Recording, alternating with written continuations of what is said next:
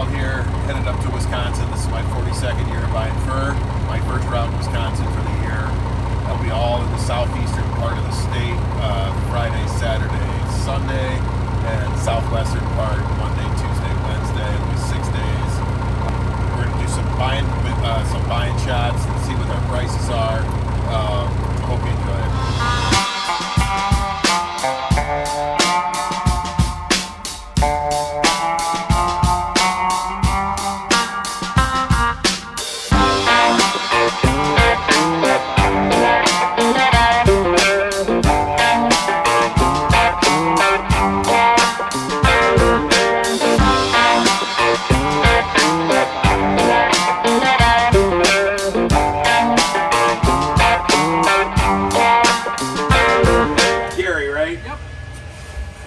How you been? Good, very good. He's done a nice job on his coon. Nice sizes. He waited until they were prime. They look good, Gary.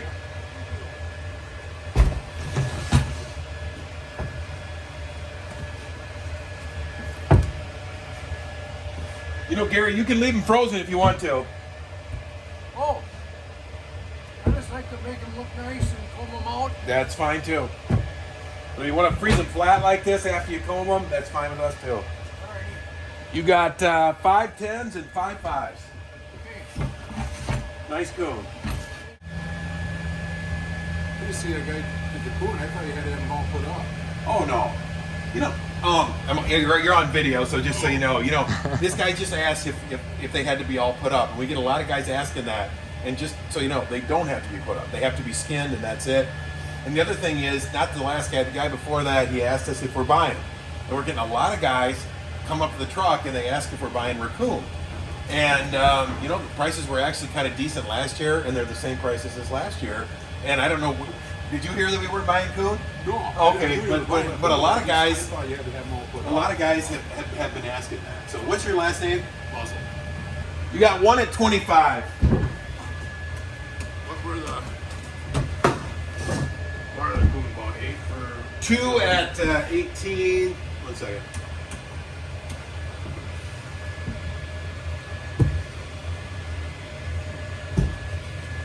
$10, $5, and 2 3s. All right, a lot of people ask me what has changed over the years since I've been buying fur. I've been buying for 42 years, and I'd say one of the biggest changes was we used to buy a lot of carcass animals. We used to buy raccoon in the carcass. Sometimes your route was, especially like in Illinois, was 90% carcass, and even when you did buy a skinned animal, whether it was a muskrat, it was like a quarter more to skin it. Raccoon was maybe $1 more to skin it, and that's all the difference you were. Sometimes the coon, you wouldn't even really have a different price. You would just try to downgrade the carcass ones a little bit and keep the same price. It was easier to buy because labor was cheaper. The cost of skinning the coon was just not that high. So that's one of the big things. It used to be when I first started buying when I was in high school, a lot of times, you'd look at 1,000 coon in a day, and you might only buy 600 of them. There's a lot of fur buyers around. People would shop, and they would take it to one and then take it to another. Another thing that's changed is I just left Oconomowoc, and every skin there was perfectly prepared. A lot of the guys are pretty experienced, and there's a wealth of information today on how to handle your fur. So it used to be that if a guy knew how to handle fur, he didn't want his neighbor to know how because he didn't want competition on the trap line. But now with the internet, there was guys that have been trapping for 4 or 5 years. They can know as much about what an animal loves as a guy that's been trapping for 20 years. So fur preparation is a lot better. You really you can go a whole day and you don't see anything that's not super fresh or rats that are all handled perfectly. Whereas even back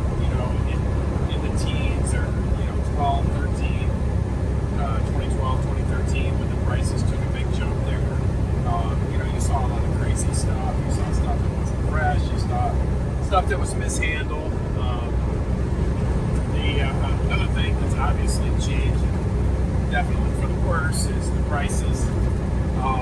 And if you take the prices relative to inflation, I mean, that's the big change. I mean, you know, you used to worry about your load. If somebody would steal from you, you even considered carrying a gun because, you know, you had a truckload of fur. You had, you know, $60,000 worth of fur on your truck. I mean, that was, you know, it was close to 5 years of an average person's wage. And, you know, you really had to watch stuff like that. Now, if you have, you know, $20,000 worth of fur on your truck, you know, it's a lot of money, and, you know, it's proportionately, it's a lot less. Yeah, the other thing is technology. We used to write all of our checks by hand. A lot of people will bring those into us or show us in stops some of the old receipts we had, and the little tiny receipt pad we had attached to the check. And you try to cram everything on there, and sometimes you have to write another check because you run out of room because they had so many items. You know, just technology. When I was doing a lot of the selling overseas, when I first started, I'd have to stop and make a call at a payphone. I used to have to make all my calls at the hotel before I left in the morning because you would be kind of unreachable. And then if the market changed, the office would have to find out where you were, and they would call the stop and have somebody at the stop run out to the truck and get you, and then you'd have to take the call. I remember one time when I was still in high school, and I was on the road, and this was in 83, I think, 83 or 84, and the market was pretty decent. Maybe it was 84, but I remember the market really just kind of locked up for a little bit, and my dad called the sporting goods store where I was. They came out and got me, and I had a line of people outside, and I was paying $35 top. And my dad said, you know, go to 15 top, and it's got to be a hell of a coup to make that. And I walked back out there, you know, and I'm, you know, 16 years old or whatever, and I've got this line of trappers out there thinking they're going to get $35 top, and all of a sudden they're going to get $15 top, and, you know, really it's about $5 top. And, yeah, things like that were difficult, and, you know, information was much slower back then. It was hard to know what the market was always. So those are some of the things that have changed. 54929, last name? Miller, M-I-L-L-A-R-D. David Jones. I'll put it under Joan. You get the money. Okay. Yeah, you are definitely better looking than him. What's that? You're on camera, you know, you're gonna be on YouTube.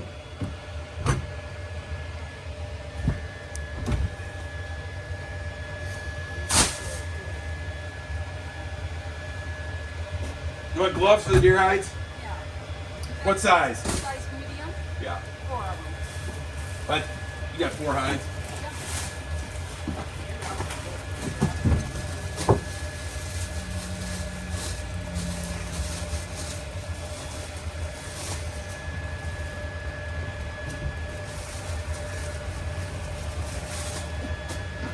There you go, John. Yep. Yeah. The neighbor shot that coyote Sunday. I thought, you don't ever want him, huh? Yeah, it's just the neck is all gone on that coyote. You want me to show you? Sure. Okay, let me see it. Okay. That's all I got right there. You got an 18 and 3 10s.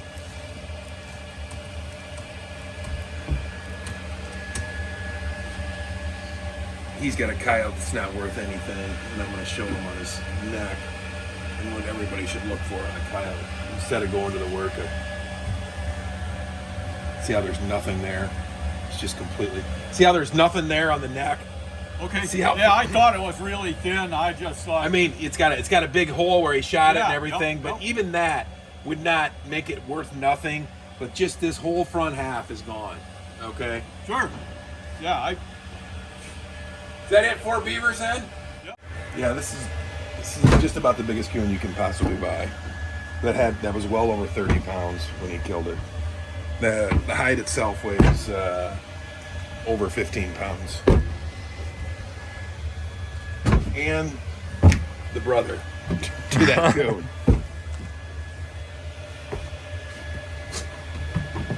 This is actually kind of a blue pelt. He overthawed it. You can see that a little bit. It's a little bit slimy. It's pulling just a little Make a bit. difference if talking from one in Wisconsin. Yeah, you got some big coon here, bud. From Hamburg, Wisconsin. Yeah, you caught some big ones.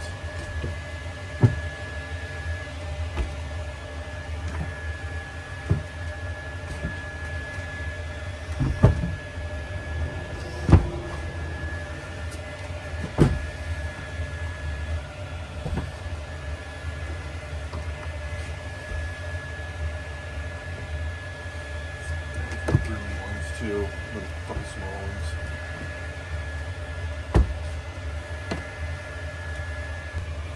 All right, you got 1, 2, 3. You got 4 at 15.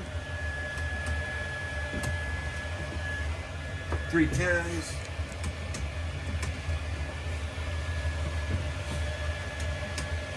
3 5s.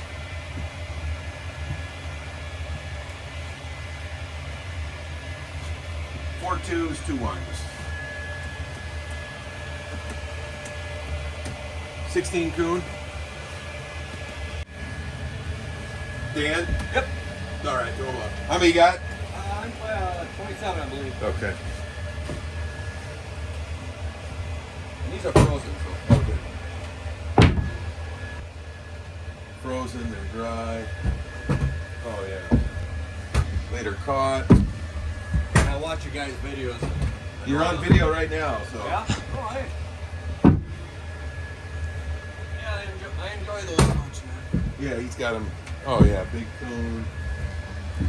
All nice and dry, well handled. It's fun to look at. They're not huge coon, but he's got it prepared as well as he possibly can. There's one's a little bit wet. There's a nice coon. Big coon there.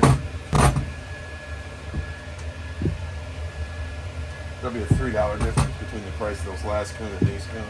And this guy won't have any no values. He waited a few days to go out and trap.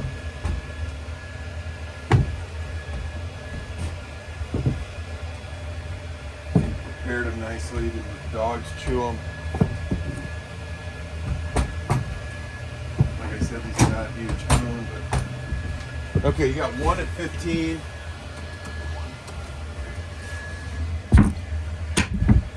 Six tens.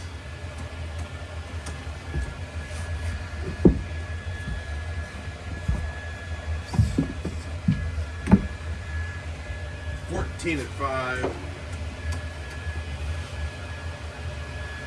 2, 4, 5 at 2, 1 at 1. How many do you have? I believe 27. 27 coon is what I got. Is that it for you, sir? Yep. Get your big buck yet? Not gun hunting, but I got one with a bow, though. Did you get a nice one? Yeah. Yeah, I've been coming to Wisconsin for about 35 years. I've been buying for 42 years. And sometimes, trappers ask me, what do you do about food when you're on the road like that?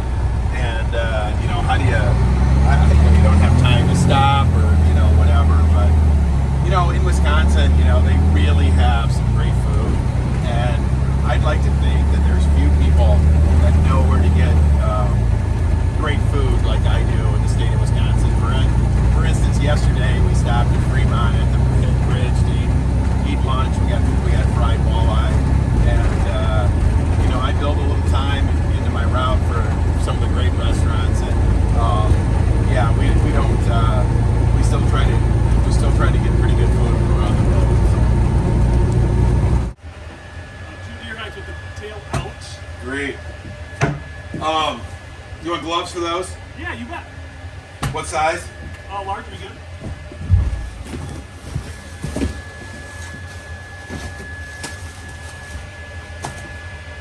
I didn't sort anything here for. So you're gonna get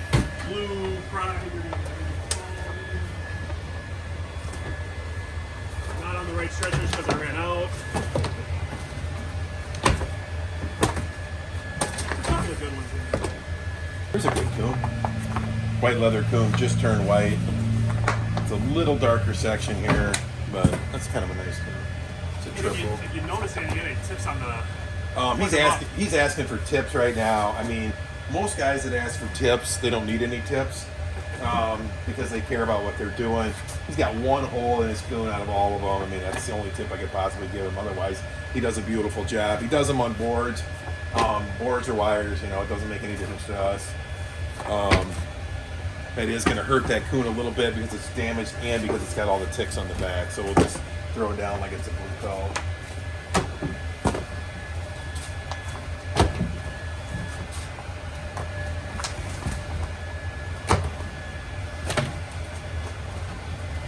Yeah, these little blue pelts here and this sow, I mean, they just don't have a lot of value for us. You put them up, so I'm going to give you something. You got 2 at 15, 2 at 10. And, you know, this type of coon, you know, we want all we can get of these, you know. Okay. I mean, we really do. I'm trying hard. And, you know, even these, I mean, you know, green, this is probably a buck or two, maybe 2. These 3 or 5. Okay. And then, but this type of stuff is just, it's something that we have to dress, Small and it just doesn't have much value. I mean, I did it for the practice, did it for saving eggs, you know. I'm gonna give you an 8 at $1.50. Sounds good.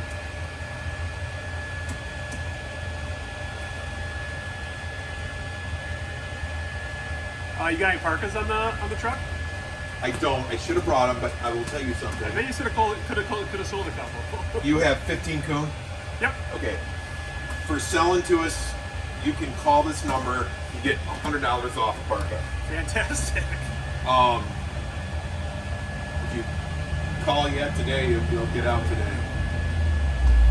But you go on the website, check it out, check your order out.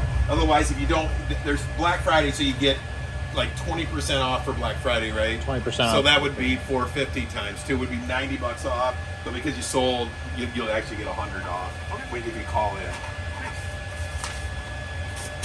Appreciate you making the run, and I hope to catch you the All next right, time you're out. sounds great. Nice job on your stuff. Thank you. Nice coon. How long you been trapping, Tim? I think it's been 7, 8 years. 7, 8 years. What got you started? What's that? What got you started? I just love being outdoors, a lot of duck hunting. Figured I was out in March already, so. You got a 15 and a 10 on the coon, 5 on the mink. A lot of guys put up their fur here, including the coon and everything.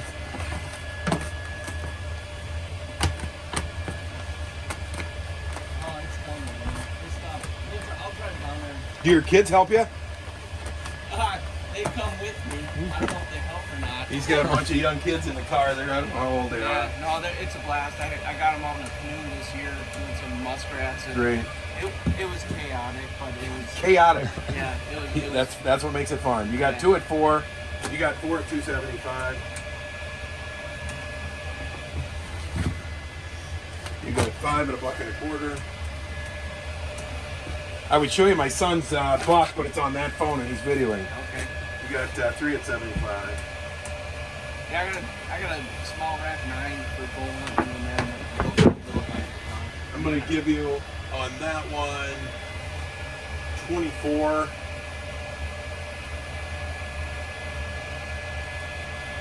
And we'll be 7 apiece on those 2. 7 on the Smaller ones, yeah. Okay. You want those gloves? Sure. Okay. All right, I got 3 beaver, 1 mink, 14 rats, and 2 coon. Yep.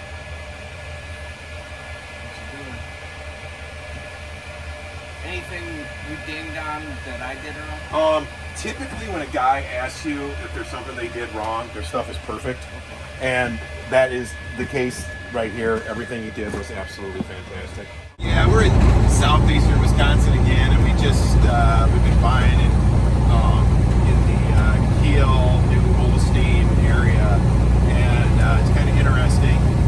You know, that's kind of the birthplace of mink ranching. And, you know, when a mink was bringing $50 in the wild, and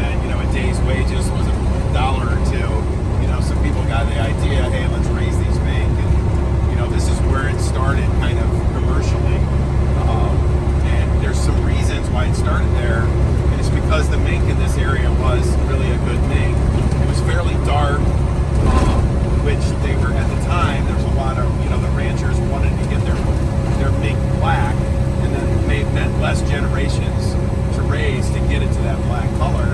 And the other thing is some of the real dark mink are pretty small, and these mink actually had some size to them. So this is the mink that they started with, and now they've got 30 or 40 colors, or even more than that. Blues and pastels and blacks and browns and even purples and even pinks. But yeah, this is where they started. And when I was a kid coming through here with my dad, he would point out the ranches, that had gone out of business, along the road from like Fond du Lac towards Lake Michigan, and almost every dairy farm had an old building that they raised mink in, and those type of farms were all gone. They had become at that point, ranches that specialized just in raising mink. But it was mostly just regular farmers, dairy farmers, that also raised mink in one shed. And by the 70s and 80s, when I started into the business, it was mostly just full-time farmers. And you saw a few of those buildings that had gone out of business, but we've gone through some of the back roads around here, and I pointed out to the guy that's with me, Dylan, probably a half a dozen, maybe a dozen ranches that have gone out of business in relatively recent times. And those were still some of the best mink, or actually the best black mink raised in the world. They would always top the auction, and those mink are all gone now. All the genetics are gone. That they, over about 90 years of genetics that they've raised those mink, and all of those farms are gone. There are still a half a dozen farms left around here, and I would say at the peak, there was probably, when people used to have a dozen females, or 20 females, or even 100 females, and there was probably in the state of Wisconsin a couple thousand farms.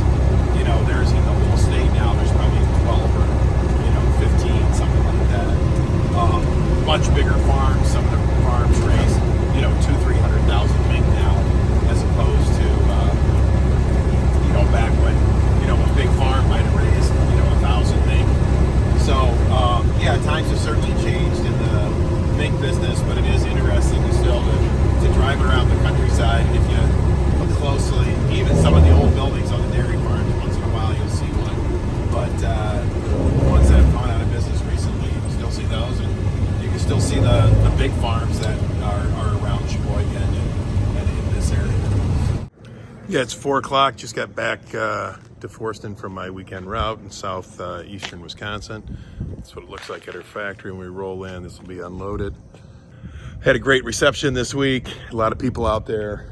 Keep at it. I know it's getting cold, but keep at it.